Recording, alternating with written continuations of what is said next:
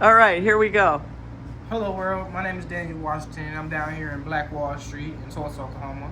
I'm standing in my family's business, Black Wall Street Teas and Souvenirs, and I'm gonna tell you the true story on how Black Wall Street came about and what really happened in the elevator on 1921.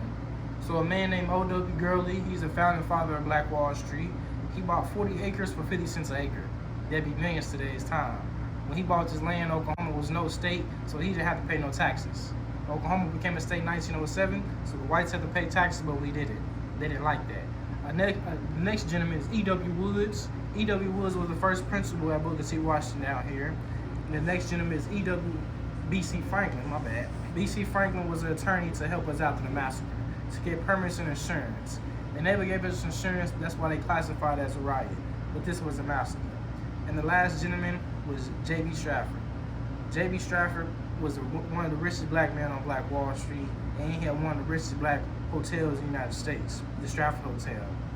And so what really started the massacre, they accused a black boy of raping a white lady in the elevator. That's what started the whole massacre.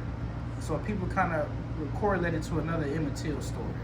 But what's different about this story is the black boy, his name is Dick Rowland. The elevator worker, her name is Sarah Page. So Dick Rowland and Sarah Page was actually a couple. She lived down here with his mother. So he helped her get that job on the elevator. That day, she was telling him she was pregnant. That's why they were too close. So a white gentleman seen that.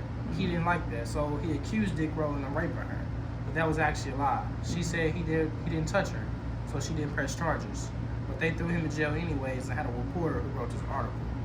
So for the people watching, we have a wall over here. Actually, we can walk over there. So these words, when Dick Rowland got arrested, they had a reporter who wrote this article. So this article right here, the next day, the white mob read this article. So they tried to lynch him with no trial, no nothing. So our black soldiers came to fight for his justice, and one gunshot started the whole massacre.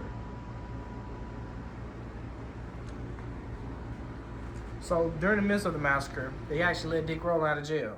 He came back down here to pick up Sarah Page and left the state together.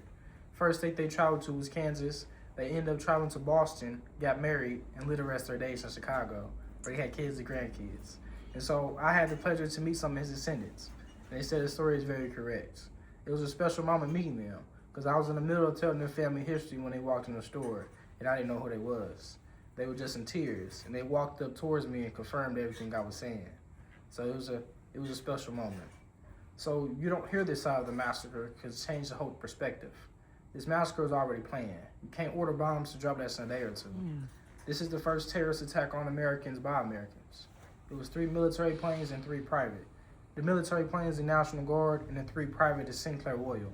So for the people watching, if you ever drive through Oklahoma and drive by a gas station with a green dinosaur on top of it, it was Sinclair gas station.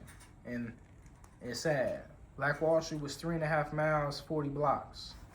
Let me show you this picture. It was pretty big. Just saying it really can't comprehend until you see the picture. So the red outline how big it was. The yellow in the middle is where it's standing now. 3.5 miles, 40 blocks. And it was something. This was the richest place in the United States. We had over 7+ millionaires at one time. And so 60% of Black Wall Street was helped managed and ran by women. And it's something. And all that wealth got destroyed less than 18 hours. So how I know this information, because my family is a great descendant. So this lady on top of this poster, it might be a little glare if I'm not mistaken. So my dad's great aunt, her name is Kensetty Smith. So Kensetty Smith, she was a midwife during the time of Black Wall Street, so she helped give birth to 209 babies. She was only 21 when this massacre happened. The lady at the bottom is her youngest daughter, Leila Foley Davis.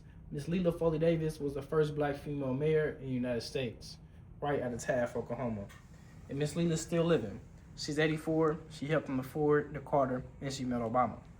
So last thing I like to lead people, for the people who like music or R&B, so it's a man named Charlie Wilson.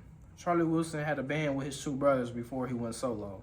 So the band was called the Gap Band. So the Gap Band stands for the 3 main streets to Black Wall Street.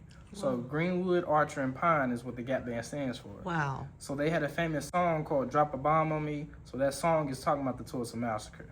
Wow. Yes, ma'am. So I thank y'all for listening. Shalom. Shalom, Daniel Washington. Thank you so much. Thank you. God bless you. God bless you.